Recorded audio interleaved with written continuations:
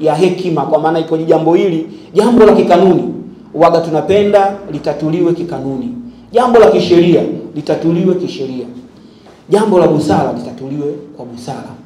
Sasa leo hii mamlaka za mpira zimetabainisha, inavielekeza vilabu vyake kwamba tufuate kanuni, sheria na miongozo yake kwenye kuusimamia mpira wa miguu katika taifa letu. Basi tunapenda kanuni zile na viongozi wa mpira nao wazifuate. Leo hii rais anapokuja kuzungumza maneno ambayo yanaashiria kuwadharau, yanaashiria kuwakebei klabu nyingine, alafu klabu hiyo sio klabu ndogo, ni klabu kubwa, ni kuukosea heshima mpira wa Tanzania. Kwa hiyo sisi kama wana Dar es Salaam, yamezungumzwa mengi, yametoka matamko mengi, lakini kubwa ili mpira tuwe na imani, tuendelee kumheshimu na kumtii kiongozi wetu, ni kutoka hadharani kufuta kauli zake na kuwaomba radhi kwa Young African, kwa sababu wao ndo wahanga katika hiki kinachoendelea kwenye mpira wetu, kwa sababu tunadai haki yetu ambao tunaamini kanuni zingefuatiliwa kwa uweledi na wale wasimamizi wa mpira kwenye taifa hili, naamini huko kote tusingefika. Lakini kilichotokea tumefika huko tulikofika ni kwa sababu kuna watu wanaamini tuishi kwenye busara na hekima kuliko kufuata kanuni na taratibu za mpira zinavyotaka.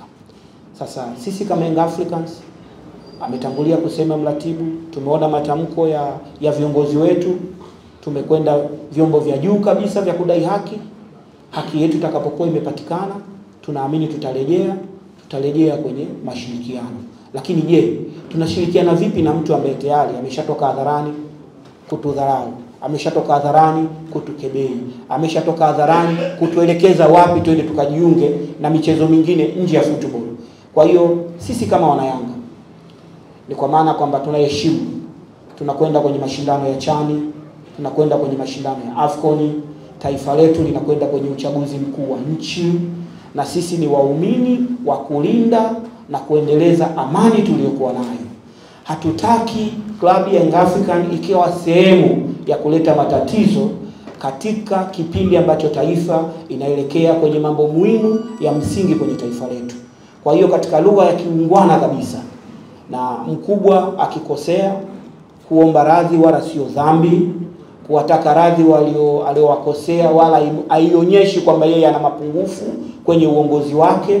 Kikubwa ni kwamba tunamtaka rais wa mpira wa taifa hili atoke hadharani, atengue kauli zake, awaombe radhi wanayanga, awaombe radhi watu wa mpira kwenye dunia hii, ili na sisi tuwe na imani na kushirikiana naye kwa moyo mkunjufu katika kuendeleza mpira wa taifa hili, kama yeye anavyojinasibu kwamba anaendeleza mpira wa taifa letu, na sisi tumunge mkono. Tunaamini tumeongea katika lugha ya kiungwana kabisa, kwa sababu sisi ndio klabu kubwa kongwe yenye mafanikio makubwa kwenye taifa hili, na asiache kulizingatia, ndio klabu yenye watu wengi, ndio klabu yenye wanachama wengi, ndio klabu yenye mashabiki wengi kuliko klabu nyingine yoyote kwenye taifa hili. Kwa hiyo kuikosea heshima, kuikosea adabu, kuipa lugha za kuibangaza klabu yetu ni kuwakosea wanayanga ambao naamini wapo wanaowajua na wapo wasiowajua. Kwa hiyo tunachukua tahadhari kama viongozi wa Yanga, matawi ya Yanga mkoa wa Dar es Salaam, ni kwamba muungwana kuomba radhi ni moja ya muendelezo wa uungwana kwenye uongozi wake. Uongozi ni jarara, sisi sote ni watu wake. Anapokuwa ametukwaza, apitie njia ile ile aliyotukwaza kuja kututaka radhi ili maisha yaendelee. Asante.